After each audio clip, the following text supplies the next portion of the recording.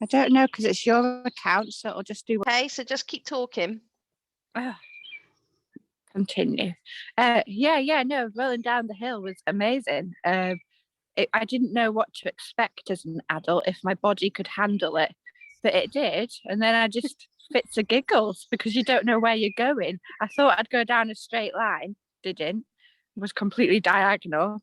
I got up and didn't really know where I was. There's a bit of a buzz. You were really dizzy, weren't you? It was a buzz. It woke me up completely. Did it? Would you recommend it, rolling down hills? I would, yeah, but obviously check the ground first. You don't want to roll into anything untoward. I mean, the worst has to be when it's freshly mown grass, which smells delicious. And it's really inviting, isn't it? And you're like, I really want to roll down that. But then you just don't know what's going to be in those clumps of freshly mown grass. No, you don't. How do I get myself?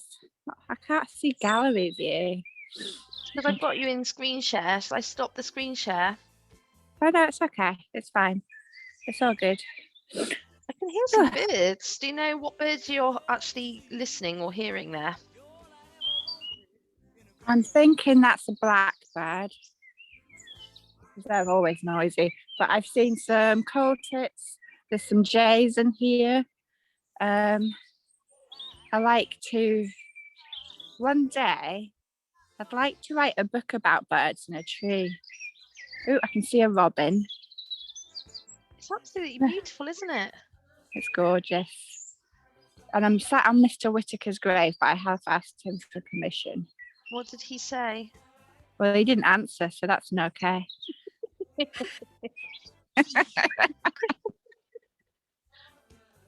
And what would you have done if he had answered, Claire? Yeah, I wouldn't be here anymore. Yeah. Which graveyard are you in today? Chapel Alley. Just down from my house. Yeah, and then I'll walk down to Gledow. And I'll show you the lovely little library as we go past there. And then we'll get to the lake and then I'll find some dens. So you're going to show us your playful patch, so to speak? Yes. That sounds awful. I'm never sure that sounds quite right. I think we're going to have to move Radio Funtime to after the watershed in the future. Yes. Yeah. Not that there's any chance of any young people tuning in anyway, but I think jokes go over their head anyway. It's all right. Like Pixar movies, they've all got adult jokes in them. That's very true. I'm not quite sure where I'm going with a playful patch anyway. I have. Oh God. I asked a question on Twitter this morning about men identifying as playful, and I just thought people must be like having to bite their lip quite often when I ask these questions. Like, I'm not inviting the kind of true answers sometimes, am I? No. I love it. Like, you just have a little gulp over your morning coffee. I'm surprised we've not had any very naughty. Yeah. I know, I don't think people feel liberated to actually be. No, exactly. Yes. Quite is. Good morning. We've got people joining us. We've got Tassie and Matt. And you are joining Radio Funtime. Ooh, time for a jingle. Time for jingle, shall we? Should we jingle jangle? Yeah. Always. Morning, everyone. Good morning. Wow, I hope you're impressed by this. This is what me and Georgie did. Radio Funtime! Yeah! Just cracks us up every single time listening to that. It's absolutely fantastic. Did you get more adverts as well, Emma? We haven't got more adverts, but we do have. So we're just, as you're joining in and coming into the Zoom room, we're just chuntering on a little bit. But here is an amazing show reel by Sonic Jean, who's 13, I believe. So let's watch this.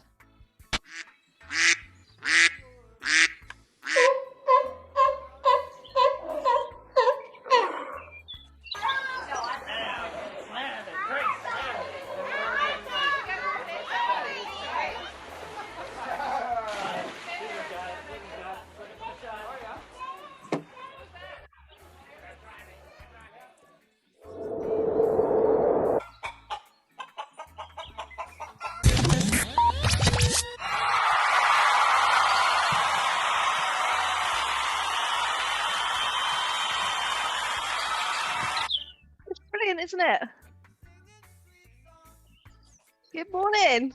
I see we've got Tassie, Imelda, Matt, Claire. Hello. So for those who don't know us, Claire is Flowers Claire on Twitter and works at Leeds Libraries and is the most fun, daft person to be doing Radio Funtime with. In that, she'll pretty much take any challenge that we set her. Yeah. It's kind of dangerous. On our first testing out, when we decided to do Radio Funtime together, I said to Claire, is there anything you won't do, Claire, in the name of play? And she thought for a tiny second and said I probably wouldn't do anything naked. And then not running. And that seems to be about the limit so far, doesn't it? Yeah, definitely. Somehow I've got myself into rolling down hills as an adult, which I can recommend, but a bit of prep time maybe. Maybe do a bit of stretching. What else have we done? Stretching yesterday. Yeah, roller skating. I'm trying to source a kayak for Thursday. So yeah, it's fantastic. And So today feel free. Yes. Today I'm sat in Chapel Alton's graveyard, which sounds a bit morbid, but I absolutely adore it here because it's just so lovely and peaceful. I look at the graves and I kind of make up stories for everyone, and watch the birds. And have you ever noticed that birds kind of sit together, like different types, and then when they see you coming, they kind of run, they fly away? I'm pretty sure they're planning stuff together. Anyway. What do you think they're planning? I'm not sure. I think good stuff. Not to poop on your head. Or to poop on your head, depending on who you are. So welcome everybody to what is a very eclectic Mary Poppins bag of fun, play, and sometimes some serious things get discussed too. We're joined this morning by, well, we can see in our gallery view, I believe, I've got screen sharing on which I'll take off in a second. And can you see if it's recording? Because yesterday it said it was recording and then it was a darn lie. Does it say we're recording? It does, yeah. Yeah. Excellent. So if anybody has any issues with their faces being shared with the world, if this recording works, feel free to turn off your cameras, change your name to be incognito, tell us if there's editing that we need to do. But this isn't really a safe space, I'll just tell you that now. You can't quite guarantee what we're going to ask you, or if it's not us, my daughter George has created a spinner wheel of doom, so you might at some point be asked a question that you really don't want to answer and you've still got to answer it, I'm afraid. So we lured you into this place thinking it was all going to be very fun and friendly, but in fact it could be quite a dangerous place to be. You never know. So morning. And we also have a lovely crowdsourced playlist, and this is everybody that's joined Radio Funtime so far. We ask you what songs make you feel giddy, and so I think we've got some that you might recognise here. And if we're really professional today, we might even get round to doing some listening to music, and I'll try and fade things in and out. But that actually kind of terrifies me, that level of controlling all these things. So Claire, as you can see, is now walking around Chapel Allerton graveyard. And today's quest is to make a den in the woods. So does anybody in our group here have the ability to give directions on how to make an awesome den? Ooh. Feel free to pipe up, put things in the chat. I know that there's already dens that exist in Gledow, so I'm going to try and find those, and then maybe I can add to them as well. And I'll show you the structure, which some of them are fantastic. One's actually like a tree house, to be honest. Do you want to settle there for a bit? In Norway? Yes, so Tassie. Hello, Tassie. Thank goodness you've managed to join us. I was starting to think we may never see you. No, I'm sneaking away from academic work to kind of join. This is exactly what I need. But I wish I was out building a den with Claire, because I love den building. It's the best thing. I do too. Excellent. So we've got a few den builders here. I was just going to say, Here, they're called Gauperhütte, which means Gauper is a lynx, wild animal, and a Hütte is like your cabin, little shelter. So that's what they're called here. When you build a den, it's a Gauperhütte. And I don't think maybe our challenge, all of us, is to be able to pronounce that by the end of this hour. I wouldn't bother. If you find a big cat sitting on top of your den, Claire, it's probably Emma's. We could all become lynxes this week. Now, just to do some intros, we've got sort of people who are going to probably speak a little bit as well as be in the sort of friends group here. So we've got Matt Ballantyne, James Mason, and Dan Thompson. But we're all friends, so this isn't like a kind of formal pedestal type thing. It's a chip-in chat scenario. But I am aware that not everybody can stay for the full hour. So if James, I know that you were playing hooky, weren't you? Yeah. So I think perhaps if I pick on you first, because I'm conscious that playing hooky might not be for the full hour for you. Yeah, I'm currently on 2 Zoom calls. So I've got one on mute that I'm pretending that I've just lost my signal, and I'm playing with you guys for 10, 15 minutes while no one catches me out. You managed to actually kind of clone yourself. I haven't heard of this before. Oh, Has anybody else done this? Doable in the virtual world. You can be on various calls. So, for example, I can quickly do this, can't I? And you don't know I'm here, but I'm not here. So I can quickly put my camera on my other one and pretend I'm listening or speaking. This is reminding me of that film Her, where literally we are becoming this kind of like many conversations at the same time, simultaneous heads in jars moment. Yeah, and Emma, I've got a question for Claire, who is clearly walking around. Did you say Meanwood or Chapel Allerton? Where is she walking at the moment? Chapel Oh, A. yeah, Chapel Allerton, yes. So this is a question, and everyone can participate.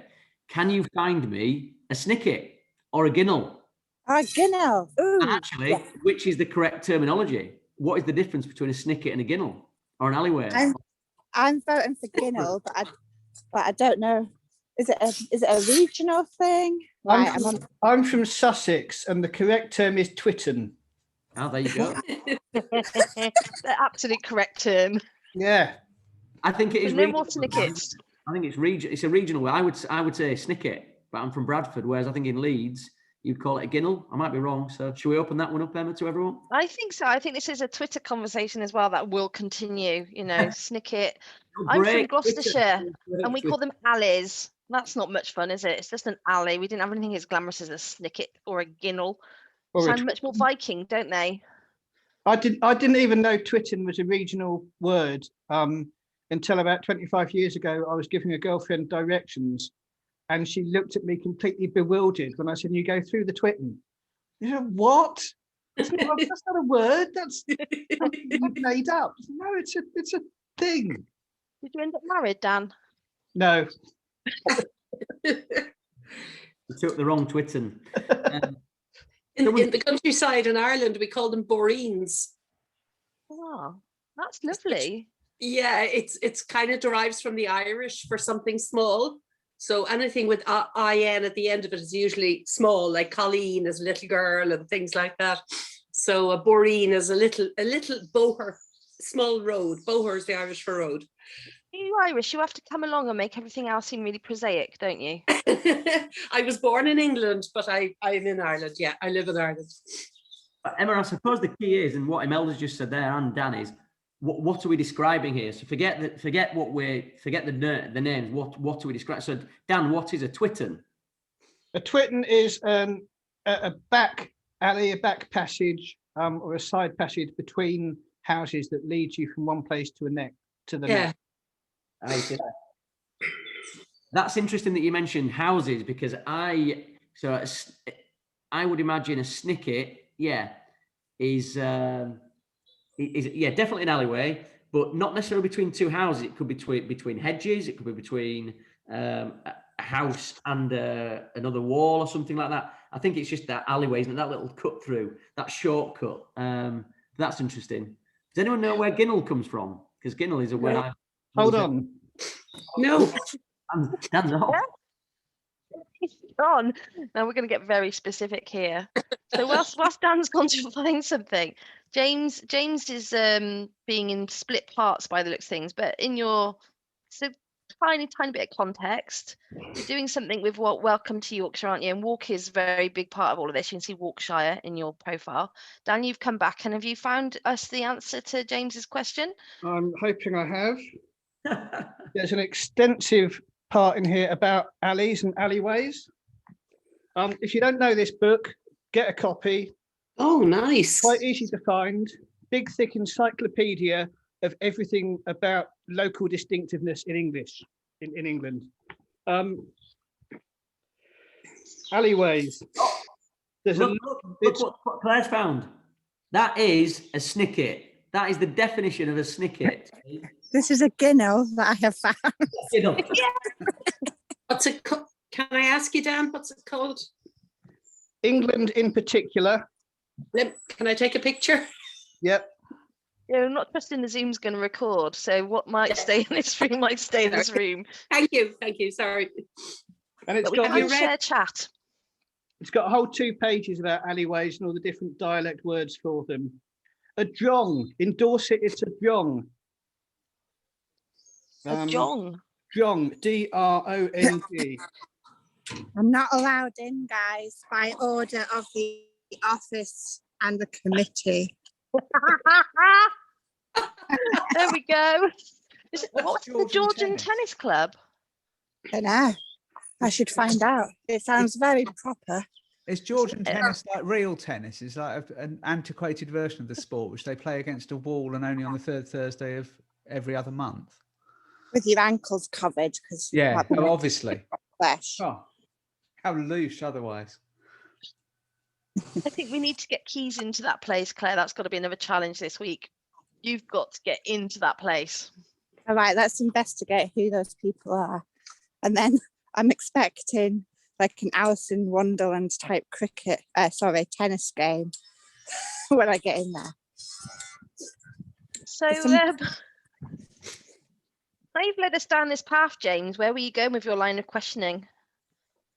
Oh, who knows? I genuinely don't know. No, it was just I saw Claire walking there, and it was she looking for a den? The eventual outcome might be a den is found and sat in or created, potentially. That's why you've really got to stay for the full hour. I know, just to keep you tempted to stay here for the full hour. The whole challenge Annika notion, I think this is what Tassie's just referred to in the Does anybody remember that? I loved that program. Yeah. Yeah, it really appealed to me. So is Claire going to find something to materials for, or some other den builders? I think so. And yeah, on the first day, was it first day, Wendy? Or I can't remember, was it skating day was Sunday? Claire met some passers-by and tried to ask them to roll down a hill with her. Every single one of them said no. It didn't stop her from trying. Said it was the best offer they'd had that day, though, some of them. I scored a goal, didn't I? I kicked a football with my roller skates on. And then your second time of going out with skates on as an adult, as I recall, so pretty impressive stuff to trust kicking a ball with a pair of roller skates on. I'm glad I'm still alive. Well, so are we. We did do a sort of tiny little bit of health and safety, didn't we? As to where are you if you fall over and die? But Yeah. We'll know where to find you if it goes wrong. Know where to find you.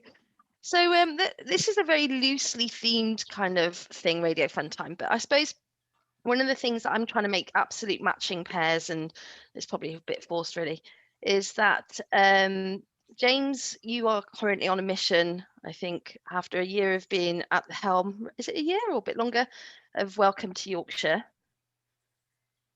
To do what exactly?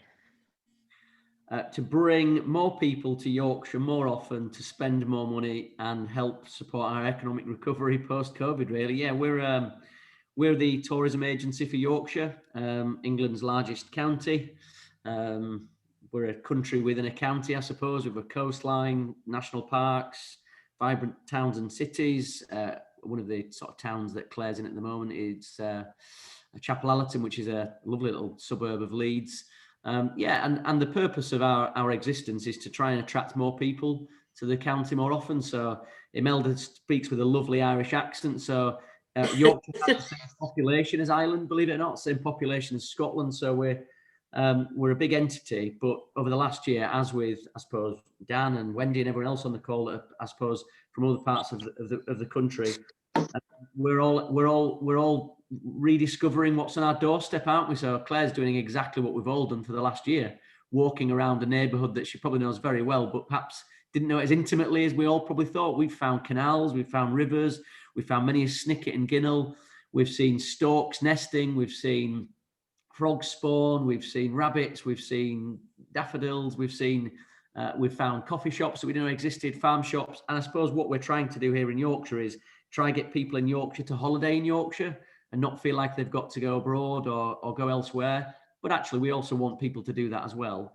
So yeah, that's what our mission is. And it's been really tough because our title is called Welcome to Yorkshire. And for the last year, we've been actively asking people to not come because it's not been safe to travel. So hopefully, as of yesterday, it looks like we're sort of on that road to recovery. So yeah, thanks for the invite. I just wanted to pop in and have a bit of fun and just see what the hell you're doing, Emma. If I'm honest, I was intrigued. That marked out a playful character, to be quite honest. Someone who didn't ask too many questions and just went along with it. And that pretty much sums up how I got to know Matt as well, actually. I'm going to bring Matt very briefly into this as well, because at the moment, I haven't felt like there's much of a connection, and Dan. So Dan and Matt, I've had the fun of sort of, I was going to use the word dalliance, but that sounds entirely wrong. But they're very playful characters too, and pretty much, I think, are up for most things without asking too many questions and have a curiosity about them. Matt, I came to know about because you were at one point writing a book on play, weren't you? I still am writing a book about play. It might be my life's work in that I will never get around to finishing it, but I keep getting distracted. That's the problem. That is the problem. What are you distracted by at the moment? At the moment, I think the distractions, actually, there's quite a lot of work distractions because work has been very busy. I work, my day job is working for a housing association in South West London. And I've been there for about a year and a half, and I have much to do in terms of sorting out what they do with technology because it is not where it needs to be. So that's quite hard work. But then apart from that, I can't say get distracted. I set up a podcast about 4.5 years ago, which has kind of become, I guess, my main hobby. So constantly sort of finding people to have interesting conversations with there. I do music stuff. I just fart about quite a lot, really. It's interesting, James, when you're talking about the walking stuff. One of the things, there's a few characters I've met along the way that I found particularly inspiring. Emma, you're one of them. There's this other guy who I found inspiring and also slightly scary, a guy called Marcus John Henry Brown. Anybody who uses both of his middle names, I think, should be marked out as being a little bit scary from the outset. But a few years ago, he did a thing called the 90 Waypoint Walk, which is a walk that you can do anywhere. It's a series of turn-by-turn instructions. And he did it originally in Munich, I think, where he lives, and then translated it into a map that is just turn left, turn right, turn right, turn right, turn left, and so on. And it doesn't work so well in rural areas because it can be sodding miles between turns. But in the city centre, it's a fabulous way to be able to go and explore. And my podcasting chum, Chris, and I did it a few Christmases ago in London. And we started at St Pancras, Charing Cross, which is the middle of London. And we started this walk. We were allowed, I think, up to 6 wild cards where you could go, no, that looks too dodgy. And we used, I think, 4 of them. And over the course of the 90 turns, we ended up in the pub outside Euston, which is where Chris was going to head back to Birmingham from that very evening. So it was this wonderful thing about exploring bits of London that we'd never really seen, including going into the Grand Lodge Masonic Museum, which was fascinating, and where Google and YouTube were up in King's Cross as well. But then also the serendipity of being able to get all the way to the end of it and be exactly where he needed to be to go home. And if we turned left as our first, if we'd been facing the other way from the cross, we'd have ended up in a totally different space, totally different place. So anyway, yeah, the 90 waypoint walk you should look up. It's I think we should do that with Claire. I mean, she just walked past a thicket that looked fascinating whilst we were talking, and I was thinking, wouldn't it be good fun to be giving Claire the turn left, turn right, and some wild cards? It's a great idea because it means that you know exactly where you're going, but you have no idea. Which That is sounds a lovely state awesome. to be in. I'm up for What are that. you That looking at right sounds now? fantastic. Ooh. So Chapel Allerton, is it CH Spaces or something? We've got some fantastic people here, and they've commissioned like artists to paint all of the phone boxes or whatever they're called. I don't know what they are. The And telecoms boxes, aren't they? yeah. This is one of my favourite ones because you do get owls and gledhowards, and this is just, this is just opposite it. I'm nearly at the woods, and look at that tree. I'm a fan of trees. Which one are we looking at? The one across the road is really fat, but it's had a few damages at the top. I'll get closer to it. Watch But you the saying road. about those walks, I'll be fine. When you're talking about those walking instructions, I'm totally up for that. And also my friend Claire, who works at Leeds Gallery, she gave me a pack of cards done by an artist, and they tell you to do certain things as you're on your walk, and they're beautifully illustrated. And one of them's hug a tree, one of them's get very low down on the ground as if you were a fox, and then I can't remember the others, but I just love stuff. Look at this, look how fat That is it a is. I good love it. I'm gonna give tree. it. Give it a hug. Don't think anybody else, Claire, would like to do, that you'd like her to do whilst, oh, look at that. That is a lovely moment. I'm feeling it. Third hand, second hand. I It's used to have huge. a tree in my back garden of a house I used to have, and I hugged it once, and then I found that it was infested with ants. It was most unpleasant. Oh dear. I haven't thought this through. But it's a memorable story, Matt, and that's the key thing. You wouldn't have had Exactly. that story to tell if you hadn't hugged that tree. Exactly. Oh dear. So we're walking around and it feels gorgeous to be able to see, what Gledhow Woods looks like. And I think actually, I know James has gone now, so we can talk about, no, I'm joking.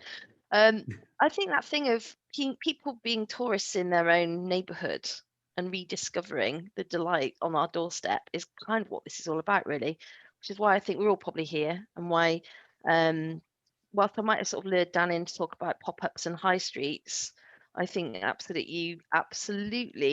I followed Dan, who's known as Artist Makers, on Twitter since Twitter began, I think, pretty much. And what you do so brilliantly is you do go to lots of different places, but you enable people to almost like relook at where they live again through fresh eyes, because you're kind of a traveller into their town, so to speak. And you unearth stories, don't you? I think I think I've come to realise that's the point of my work, is it's about making people look at the place they know with a fresh pair of eyes, really. And all of the stuff I do is about, it's about that sense of actually the things you think you want, the things you think your place needs are probably here already, but you're overlooking them a lot of the time. And it's, it's very much about that. Find what's locally distinct, find what's special about the place you are. And interestingly, I made a festival last year, a lockdown festival with Kate Neal, who's at the studios here with me, called And that's Margate. Yeah, down in Margate, called Back and Fill. And it was a festival that happened in about 15 seaside towns at the same time all around the UK. And we made a set of cards that was very much, Kate wrote them, we produced them for the festival. That was exactly that kind of stuff, look at places differently. Here's your challenge for today. And I've used those kind of tactics quite a lot of, go out and do something different, explore the place, find a new thing. Sound mapping is a good one, stop and map all the sounds that you can hear and then head off towards them. Yeah, I've got oblique strategies. I've got assorted tarot card and fortune telling sets. I've got half a dozen sets that I've made myself for different projects. I love that idea of cards that, that nudge you, give you instruction, which is why I asked our local fortune teller to teach me tarot as well, because tarot cards are exactly the same. You know, there's nothing mystical. They are just a way of working out how you're going to move through the world today and tomorrow, really. Speaking of your local fortune teller, when I came down to Geek Play Festival, which you invited me down to, I met Miranda in the most extraordinary of places. But it felt extraordinary to me, not just because there were shipping containers and what's his name has a shipping container of clothing there. What's his name again? Pete Doherty. Pete Doherty did, yeah. He's left there now, but yeah. He's left. But anyway, I met Miranda, and me and the kids had our fortunes read by her, and we were enchanted. She was brilliant. And one of the things that she did so brilliantly was this whole kind of tourism element to her fortune telling, which was to sort of say that it was in my fate that I had to go and visit different places around Margate. And so the ley lines were telling me that I had to go here and had to go there, and I had to take off my shoes and get on the beach and be grounded, because that was the kind of way that my fortune was revealing itself, was to get back to the dirt, basically. Feel the sand under your toes. It was February. I was like, okay, I'll just do whatever Miranda tells me to. I loved that whole fortune telling tourism thing. It was great. Yeah, it's fascinating. You know, it's the same stuff that we do. It's just it was then wrapped up in a different way of doing it. It's, you know, very, very similar stuff. So it seems like we've got cards in common. That's another thing, isn't it, Matt? Because you like cards, don't you? Oh, Yeah, look big at time. this. So this is something that I did a few years ago for big serious technology consulting company called Leading Edge Forum, and they'd created this model called the Matrix, which is so cliched as to be untrue, basically. But it was all about different sorts of technologies and different sorts of ways of thinking about technology that were having an impact on the world, and they wanted some way to bring it to life, because the research papers that they produced basically were boring as old pants. It was just dreadful stuff. So the other thing, if you've not come across them, I'm a big fan of artifact cards, which a guy called John Wilshire makes, and they're nothing but blank bits of cardboard, but they make for the most wonderful rapid prototyping tool, because I sat with one of the guys from the LEF and he was talking through the model, and I just sat there and created a pack of cards in front of him, and then after a few iterations and a couple more prototypes which I printed out, we eventually found a card manufacturer called Carter Monday, I think they are. And actually, if you do about 400 packs, they come down to about £4 a pop, so they're actually not particularly expensive, but you need to have a bit of volume. So we created these cards, which are all of the things that the things that might be in the world at the moment. So robots might be having a impact on the world, or RFID tags or whatever, and then different sorts of business model and industries that might be affected, like retail or media or whatever. And then we produced the games, and I like the idea of being able to produce cards that don't have games, so that you can then come up with the games to play with the cards afterwards. A bit like a playing, standard 52 card playing deck it's not a game, it's just it's a tool to be able to play games with. And so that there was there were two games actually we came up with, one of which was just basically taking the improvisation yes and model. And so what people had to do was to create an invention by just dealing out the cards and then using yes and to be able to add it to whatever had come before. So you'd start off with it's a robot, and then it's in healthcare. So what can a robot be doing in healthcare? Yes, and can I just pause you 1 second, Yeah. Matt? I feel really rude to do this, but there's a couple of swans who might be mating, oh, that's filth. and but they look like they're in love, at least. They're not mating in this very moment in time. But can you just pause and watch the swans? Can we? I just didn't want to. I was like, there's an amazing wildlife scenario going off here, and Claire's the swan whisperer. So we'll come back to the cards, but it did feel like I was getting distracted by the swan love. No, sorry. This is, oh no. Oh dear, look, the dog's also wanting in on the game. So that's Swan Solo, which is the male one. And I called him that because he had to, hello doggo, be careful though, doggo. Oh dear, it's all going on. This is Jeopardy. So the one at the front is Swan Solo, and he's a male who was left on his own all winter. And this has been a massive, like, EastEnders kind of soap opera going on this winter that Chapel Allerton folk have all been very interested in. So there's a Friends of Gledhow Valley Woods Facebook group. So that's his missus behind us, and she flew off. She flew off and left him all winter on his own. So then I've been feeding him. So then they thought that she wasn't coming back, introduced a new female, and then a week later she came back and was attacking this new female. And so then they had to remove the new female, and now the two are reunited, and we're hoping for like Emma says, some mating behaviour. But yeah, it's been like EastEnders of the Swan world, and I'm hoping she'll stay with him this time because he was absolutely brokenhearted. Oh, was he? How'd you know? Yeah, because he was just sat on the bank sulking all winter. Oh, was he? Yeah. I was able to feed him bread from my hand at one point, but I don't actually think he likes me very much. He definitely doesn't like those dogs. Anyway, No. so that's the What's Lisa saying? Get out my pond. Yeah, carefully. I did see a little clip go around on Twitter the other day of a little boy who has got a best friend who's a swan, and it sort of nuzzles away at him. And so apparently there were all sorts of conclusions as to what was really going on with that little boy and the swan, and not all of them very kind, really. But yeah, everybody was a bit worried about swans being able to kill you. I think we all grow up, don't we, thinking swans could kill us. Is that actually true? They are very strong. I'm stupid. I'm never scared of any animal.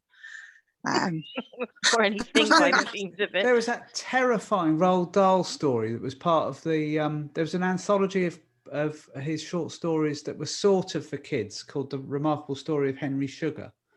And there was one story in that which ends up with a kid stuck in a tree after being bullied with dead swan wings being attached to his arms. And it just is like, it's the proper Roald Dahl stuff, the really dark stuff that haunts the rest of your adult days forever. That might be the source of why people are scared of swans. That's only why I'm scared of swans. He was very dark, Roald Dahl, wasn't he? But that's why I think kids love him and why you remember his stories. Yeah. So I don't like interrupting our guests when they're in the middle of saying something. But when there's a swan action thing going off in the corner of your screen, did you?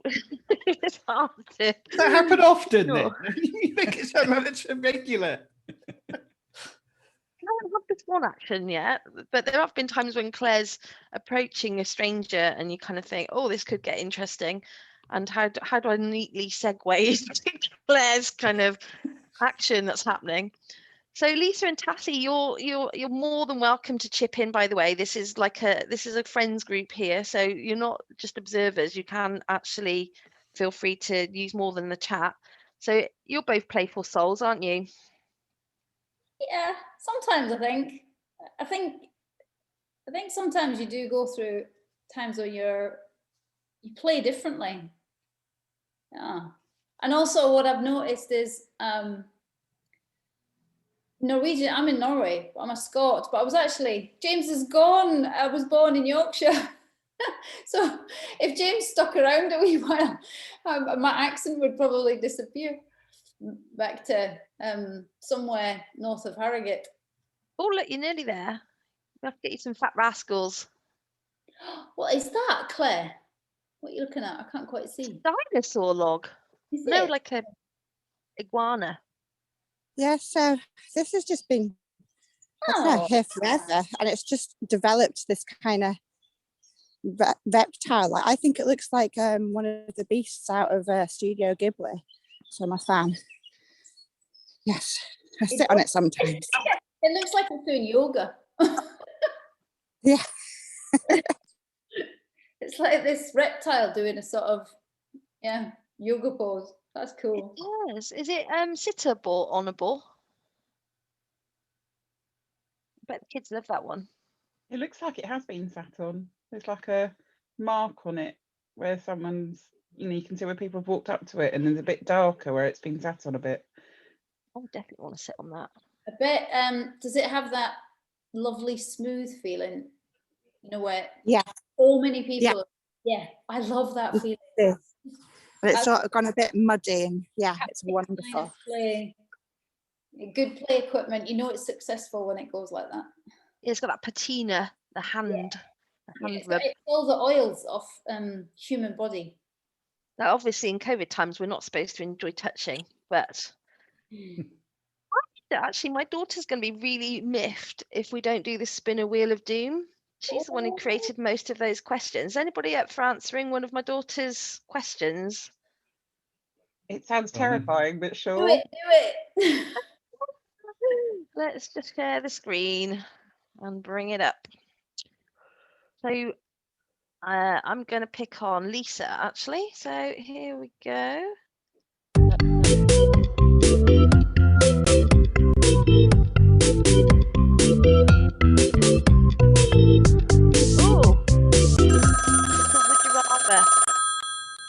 Would you rather die from a volcano or a shark? Oh, volcano. I think it would be faster, assuming that I fall into the volcano and I'm not being chased by lava down the mountainside. Because, I feel like that would be preferable to fighting a shark in the water, because you've also got the danger of drowning. So like a quick death by something really hot. Yeah. Okay, good. Anybody else want a question while we're here? Dan, come on, I'm going to pick on you now.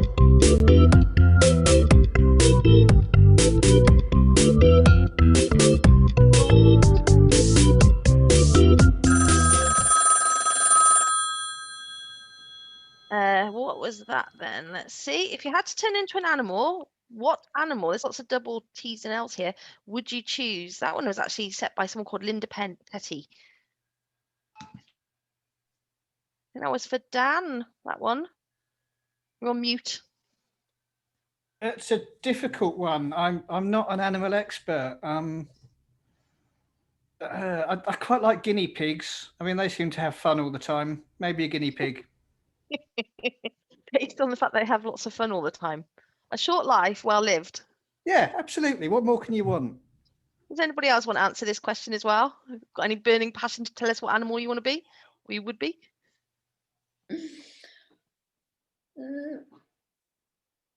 I'd probably go for a cat, because you can get away with sleeping and playing with things as well. Like, my cats are obsessed with cardboard boxes, and we've got a massive box that I got, like a big box from Amazon that's really long, and we cut some holes in it and throw a toy into the tube, and they kind of run up and down inside the tunnel. So that sounds like it'd be fun. And then Is that what you do anyway, Lisa? Would you just do that whether you were a cat or human? I mean, maybe. I did do an escape room with my friend's kids last year. Like, one of my favourite things about not having my own kids is that I can go off and play with my friends' ones and then give them back at the end of the day. And we did do an escape room where we had to, but it was more like the whole space was a cross between like a laser quest thing and a series of rooms. And so you had to do a challenge, and almost a bit like the Crystal Maze. But you had to do a challenge and then like climb through a tunnel and then go up a ladder and then do something with big sponge noodles and then do something in a computer. So yeah, I would. You're right. That sounds brilliant. You're like a party organizer, aren't you, of the cat and human world? Maybe. Oh, you definitely are. That's what I've put you down on my dance card as. Okay. When I come to Lisa, it's going to be for these reasons. She can do amazing Zoom parties and escape the room games and knows how to do some of a pool noodle. There you go. What else do you need in a person? Cool, I'll take it. One more question. Who wants the next one? Go on, I'll take the next one. Okay, there's two questions then. So I think Matt, then Tassie.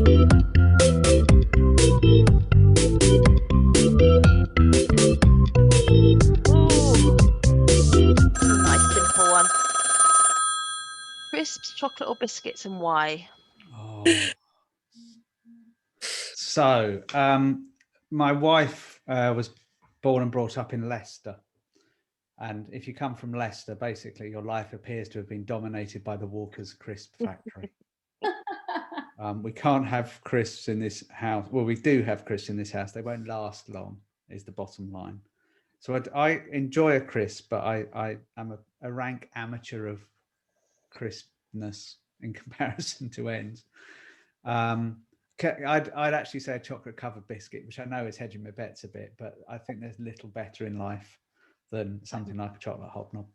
Oh, I that has to be the king of biscuits, doesn't it? Pretty I want much. to know why we're having to choose between them. I mean, they all serve different functions. They're all useful functions that they serve. Why do we have to pick one over the other? Covers all This the is major the- food groups. This is what a 12-year-old daughter of mine feels, that we have to make these decisions in life and be completely clear about the boundaries between each of these things. There can be no crispy chocolate biscuit scenario. That sounds good. Biscuits at 11 o'clock with your cuppa, crisps with your sandwich at lunch, chocolate in the evening with the telly. Although, So it's meal groups that you're talking about here. but there's also that thing about how, for me, crisps and chocolate are a memory of childhood parties, and so salty chocolate. When you'd had your hand in the crisp, and then you picked up chocolate fingers. Perfect. It's now a product you can buy here. Oh, they ruin everything, don't they? They No, ruin. the big chocolate company in Norway has brought out this product, and it's so like a leftovers product. I haven't tried it yet, but it is squashed up crisps in a big bar of chocolate. Oh. Sounds amazing. What's it called? I can't remember what it's called. We haven't bought it yet. But there you go. You'll have to tweet us when you find out. I will go out. I'm going out later on, and I will have a quick scan of what there isn't as much choice. It's not very difficult to find it again. Find it, eat it, and tell us how it tasted, and if it's anywhere near as good as your childhood memory of party food. Now, I've got a question for you, and then we're going to do a very quick kind of wrap up of why Dan and Matt are actually here. And then Claire, looks like she's stable and static at the moment, which makes me think she's actually found the perfect den location. So, ish. So, quick question for Tassie, because I can't let you down on that. You want one, don't you?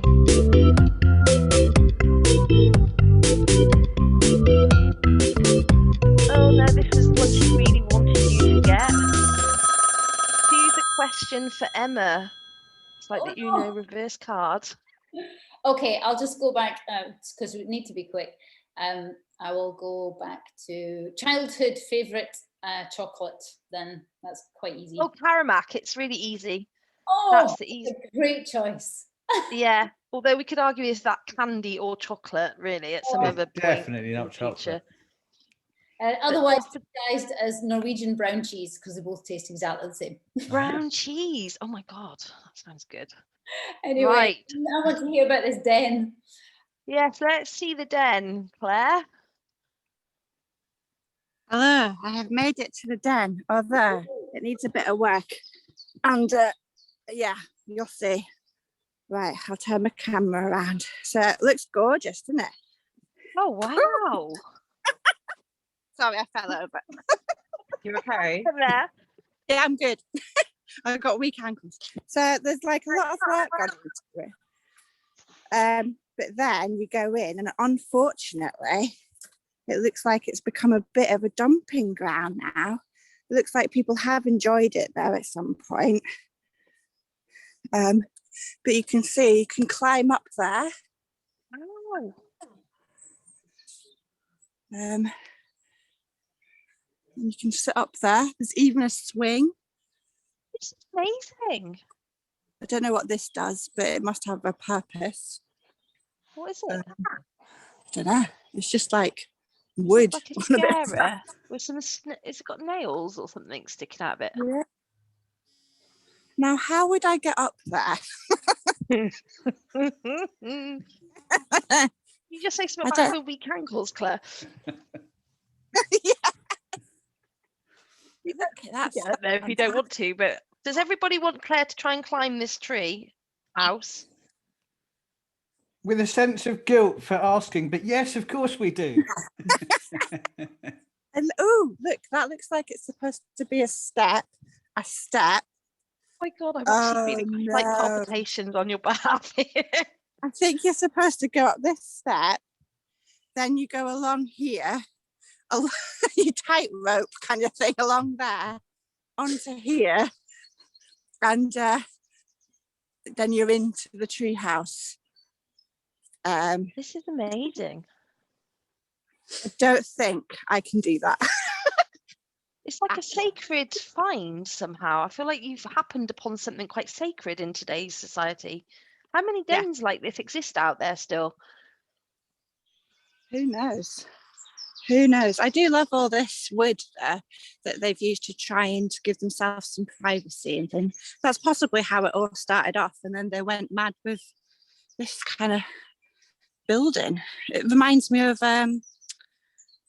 what's the flying dude?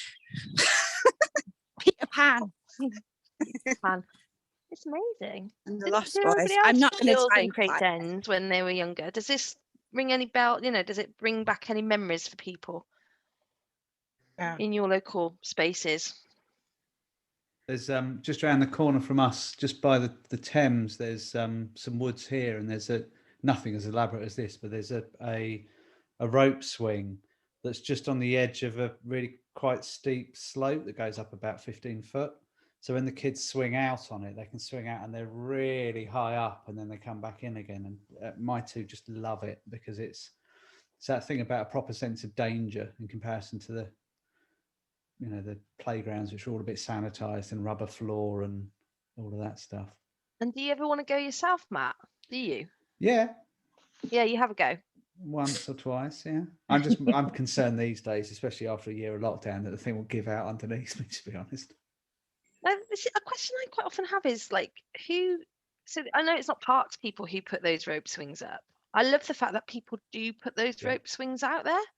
So, what would it take? And this came up in yesterday's Radio Funtime, was Tim Gill was talking about it. And we're talking about swings being like an indicator of playfulness, and what's to stop anybody putting a rope swing up? Of course, they may fray a little bit and need replacing. But what could we do to sort of just have more rope swings around and not be worried about being sued or any of those other concerns that we have these days? Well, to segue into my empty shops specialism, when I was out in Rotterdam at a festival of empty shops, one of the uses they'd found for empty shops was to put swings in them, because there's some good research that adults, 15 minutes on a swing for an adult and they go away calmer and happier and more productive for work. So there's a Dutch organisation who were putting swings into empty shops, and you could go in and have a swing for 15 minutes, then go back to work. It's such a brilliant idea, and I think Wendy, who has had to go back to work, Wendy asked the question of, where are the closest swings to your town or city centre? How far? So they're real kind of talismans, aren't they, of like playfulness. So could we have more swings in empty shops? Could we have swings in our town and city centres for all ages? And what I suppose COVID and the pandemic has helped us realise, I suppose, is that our shops are not going to come back in the same way, and neither are our town and city centres. Well, one of the things I loved about Rotterdam was that sort of sense of play is threaded through the city normally anyway. So rather than having, as we have a play park, which is 10 minutes walk away and is fenced off and is a safe space with rubber mat flooring, over there it's completely normal to have a couple of swings at the end of the road. The pavement's a bit wider, there's a couple of swings there, or there's a little roundabout or something. That sort of play stuff was just threaded through the city rather than segregated from it. And I think it's contributed to a sense of that stuff being normal that you don't get here. Here it's the reason I hate the play streets movement. I really don't like it, because what it actually says is streets aren't safe to play. What it actually says is you can only play on your street if you've got the road closed and you're wearing high-vis jackets and it's completely monitored and you've got a St. John first aider on hand. And one of the streets I lived in, Worthing, we tried it and we had a couple of them. And it actually had exactly that reaction, that our children who normally would play outside were literally being chased back indoors by neighbours after Play Street stuff. By neighbours saying, but it's not safe. You can't just let your children out. You're not supervising them. They're just riding bikes around. You can't do that. It has to be coned off. You have to do it under secure conditions. And I think it is an unintended consequence of the Play Streets movement, actually. When I was living in Armley, which is not known as a very posh place, you know, the kids were all out everywhere they wanted to and they bossed the roads. I mean, there were a couple of people who got run over, I suppose, but you know, that seems a small price to pay for everybody else having a great time all year round. Yeah. They didn't get run over a second time. They were dead. They did. And they were a good example not to be like those kids. But in that case, the problem isn't children playing outside. In that case, the problem is car drivers. Car drivers we are know the only that's people responsible for running people over. But there was on that swing, by the way. It did look fun. I know. It was beautiful. And so, I mean, there's got to be some things as adults, and this is why this is, theoretically this should be overrun by kids, this Radio Funtime, and that may be the next iteration. But I think there's definitely something about adults with playful souls showing other adults it's okay to go out and make an idiot of yourself, or that's what adults think it's going to look like. You know, we get a bit self-conscious as teens, I think, and then from there on in, it's a bit, oh, I'm not doing that. I'm going to look like a fool, or it's going to break, or I'm going to never get up again off that floor, which is definitely my fear. Like, if I get in that mud, will I ever get back up again? I was worried about Claire yesterday and that swing.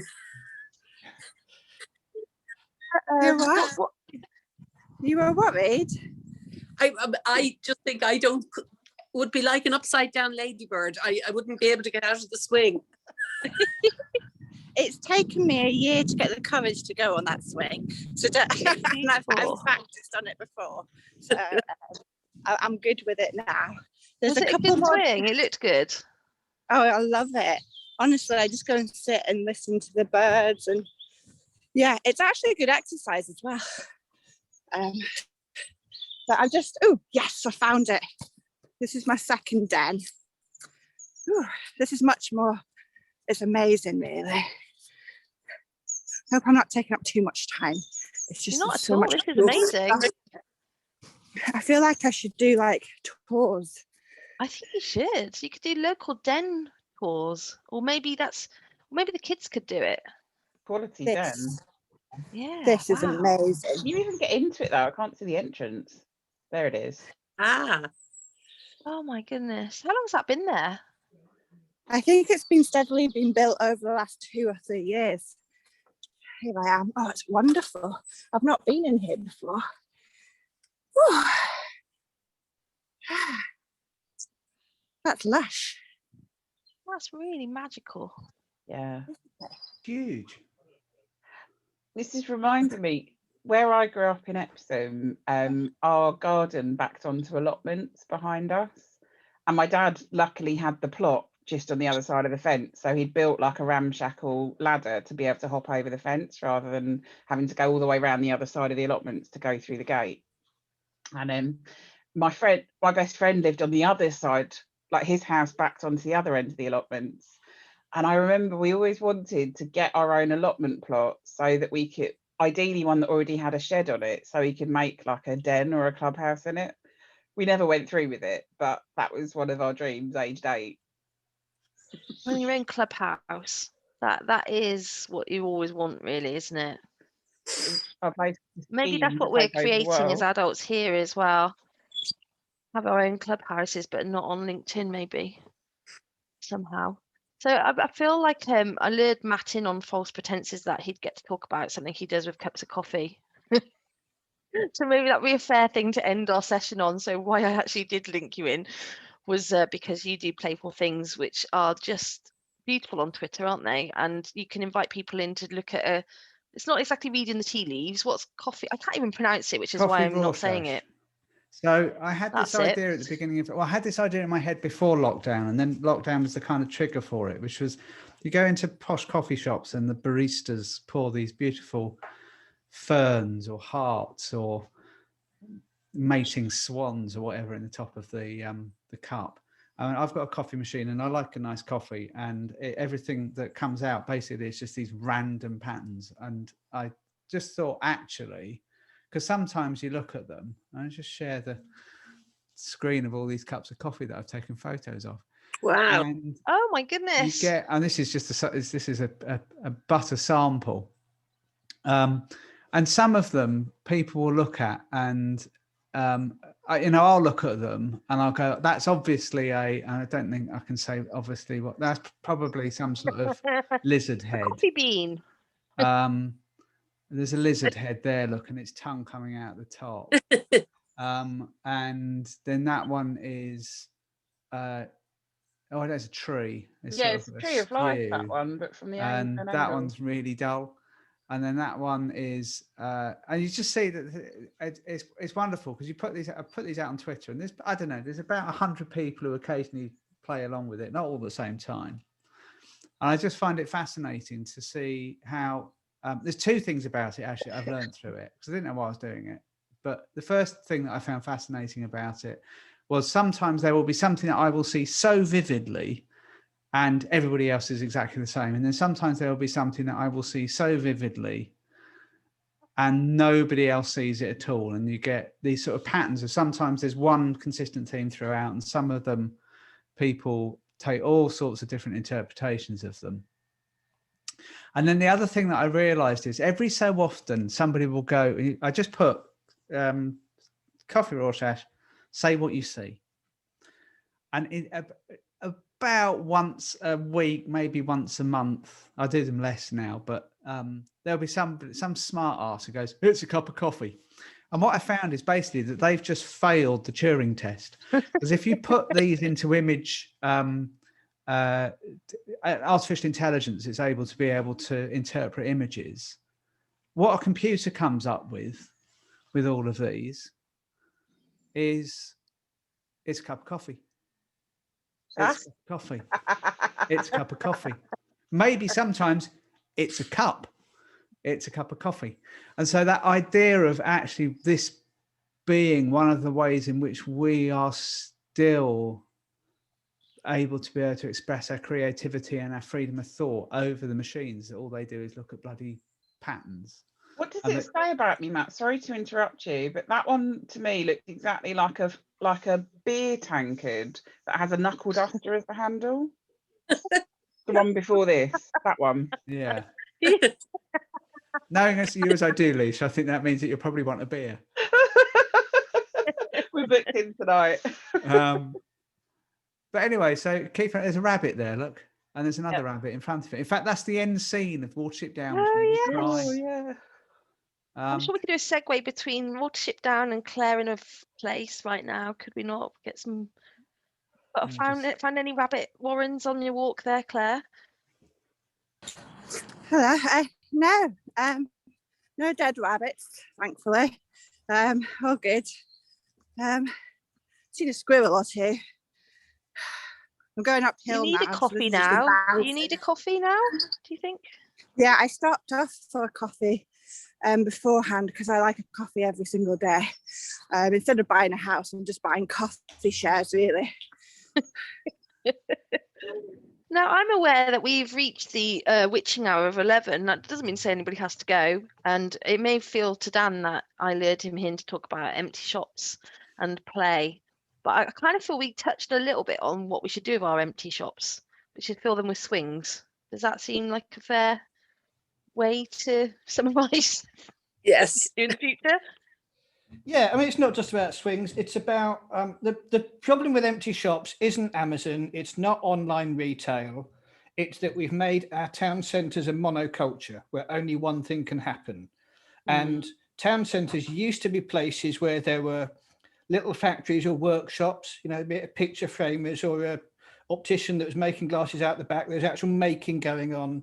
There were offices, there were solicitors and estate agents and offices in the town centre.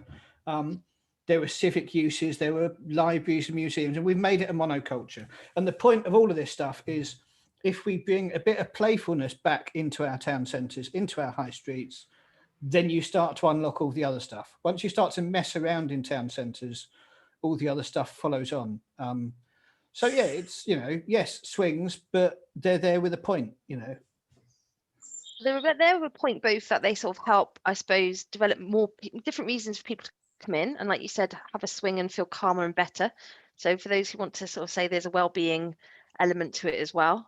So you've got a book, haven't you, that you've created, because you finished your book, didn't you, Dan? I wrote a For Dummies book, one of the For Dummies series, and the pay was so poor. I looked at the amount they were paying me to write the book, and I broke it down into my day rate, and I went, well, the only way it works is if I write a chapter a day.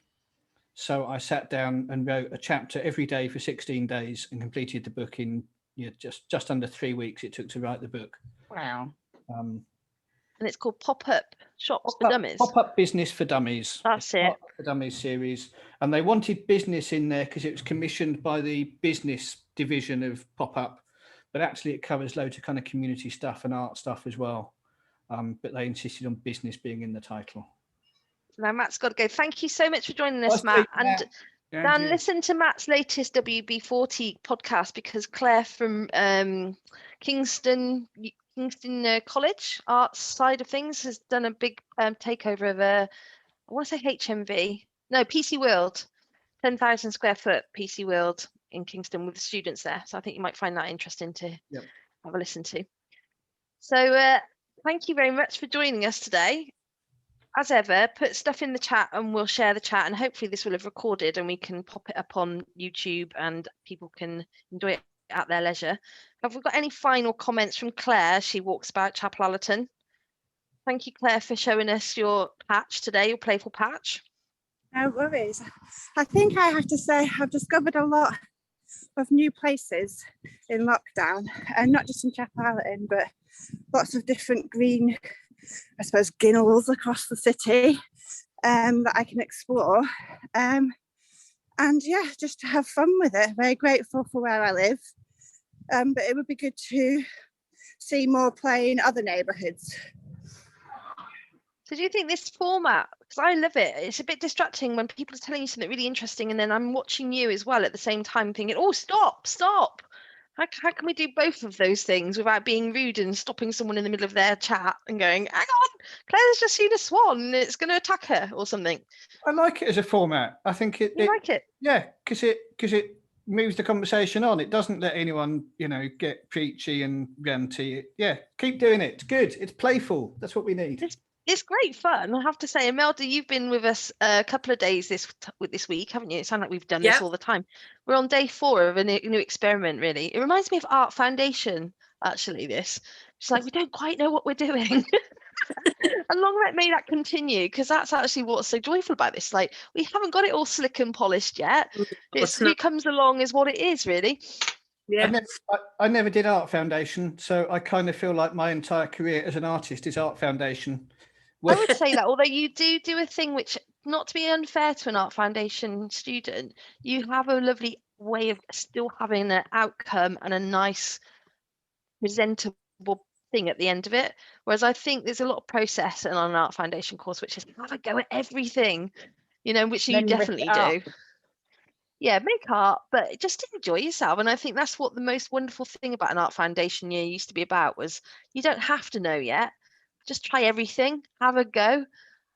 Maybe you'll work it out, maybe you won't. I think the most uncomfortable thing I did on my foundation was we spent a day making marks on paper and using all sorts of things, and it was really interesting to try and use new materials. And the lecturers then said, now tear it all up. What? I've spent all day making this. I can't destroy it. But then we used the bits that had been torn off into an installation.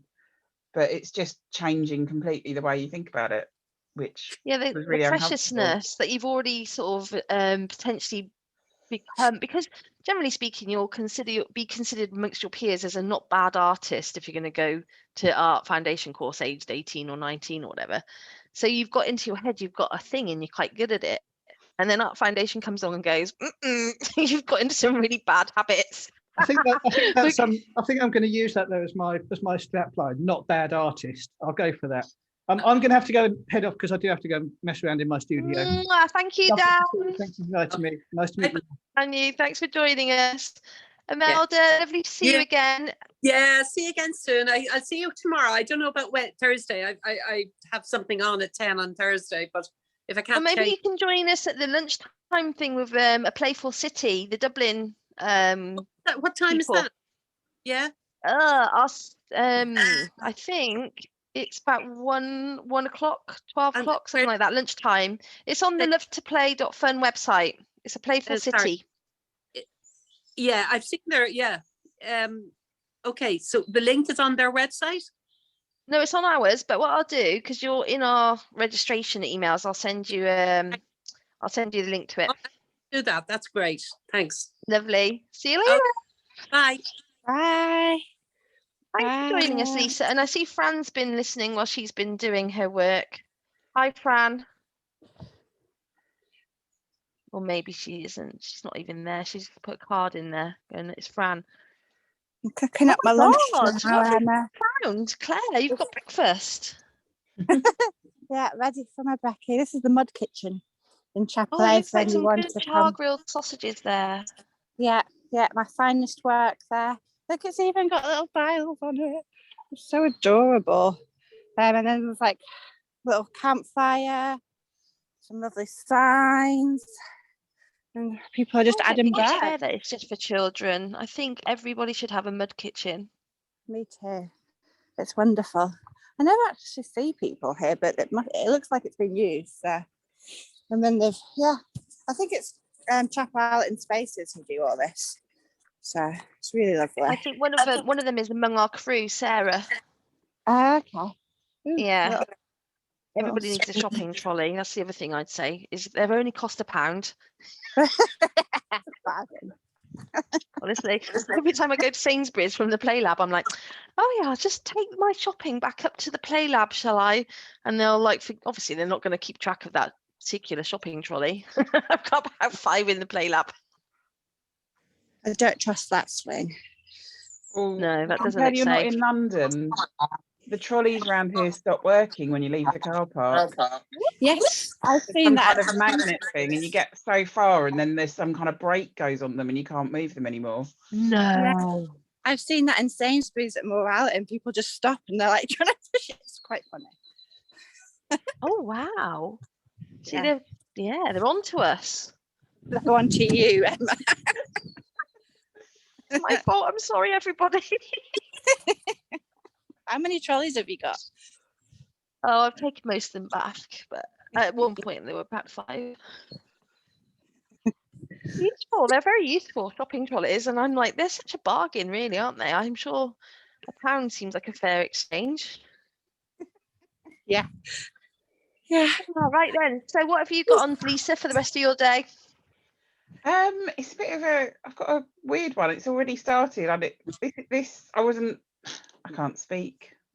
Well, let's stop recording now, by the way, and let's bloody hope it does stop recording and I get to save it. Do you want to stop cloud recording? Yes,